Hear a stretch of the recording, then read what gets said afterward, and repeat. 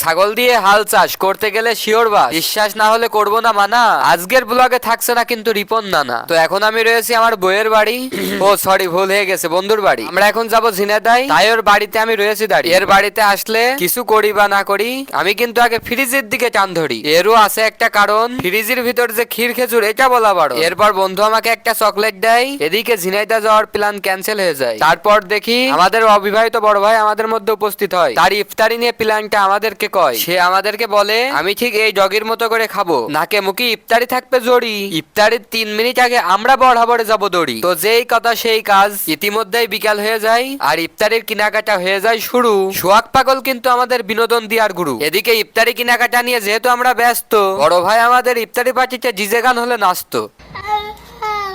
এরপর কেনাকাটা শেষ করি, ঘড়ির টাইম দেখতে দেখতে একটা গাড়ি নিয়ে টান ধরি। আমাদের যদি হয় ইফতারির আয়োজন, তাহলে আমাদের বড় যাই প্রয়োজন। এরপর আজানের 3 মিনিট আগে আমরা পৌঁছে যাই আমাদের লোকেশনে। আজাদে ইফতারি হবে নাকি? তোর কি মনে হয় এই চার্জ দেবো আমাদের চার্জ ফুরিয়ে গিয়ে আর সারাদিন যে করলাম। আজকে যে কায়দায় রোজাই ছিলাম, আমার এই কায়দায় কেউ রোজাই থাকে না। কারণ না, কথা আছে যেই কায়দায় রোজাই ছিলাম এই কায়দায় কেউ থাকে না। পরের লাইন তো হচ্ছে যে আমি আসলে রোজাই ছিলাম না।